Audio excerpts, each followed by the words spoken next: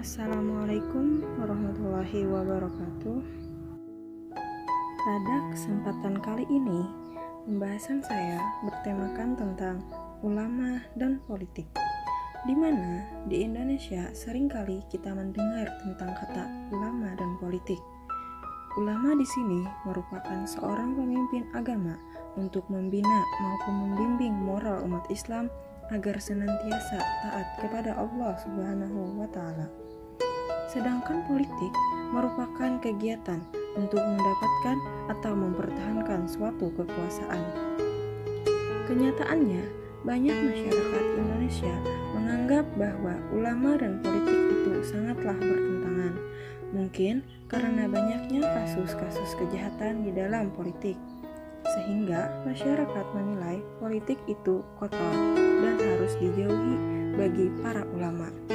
Namun, pada dasarnya, dalam agama Islam tidak ada pemisah antara ulama dan politik, karena Rasulullah SAW pun pada zaman dahulu melaksanakan politik.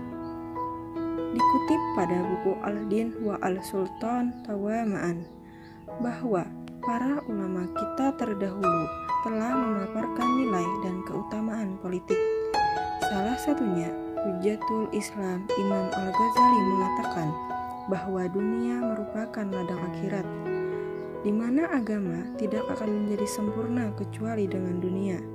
Memperjuangkan nilai kebaikan agama itu takkan efektif kalau tak punya kekuasaan politik. Memperjuangkan agama adalah saudara kembar dari memperjuangkan kekuasaan politik. Lengkapnya, Imam Al-Ghazali mengatakan bahwa memperjuangkan kebaikan ajaran agama dan mempunyai kekuasaan politik adalah saudara kembar, di mana agama adalah dasar perjuangan, sedang penguasa kekuasaan politik adalah pengawal perjuangan. Perjuangan yang tak didasari agama akan runtuh, sedang perjuangan agama yang tak dikawal akanlah sia-sia. Dari pandangan Al-Ghazali itu, dapat kita simpulkan bahwa berpolitik itu wajib, karena berpolitik merupakan prasyarat dari beragama yang baik dan nyaman. Begitulah Islam memandang politik. Kembali lagi pada pembahasan ulama dan politik di Indonesia. Banyak praktik dari politik itu dilakukan oleh orang jahat. Contohnya kasus korupsi. Sehingga timbullah kesan untuk jangan mendekati politik, terutama bagi para ulama.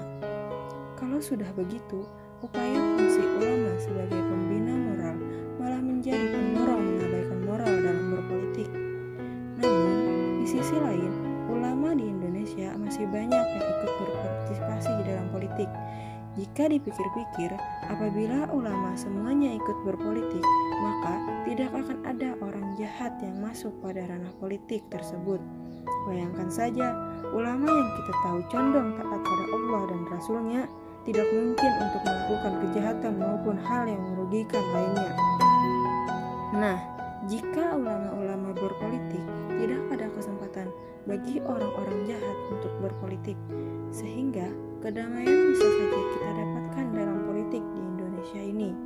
Tapi juga tidak ada yang menjamin bahwa semua ulama dapat berlaku adil, karena masing-masing sifat ulama itu berbeda-beda.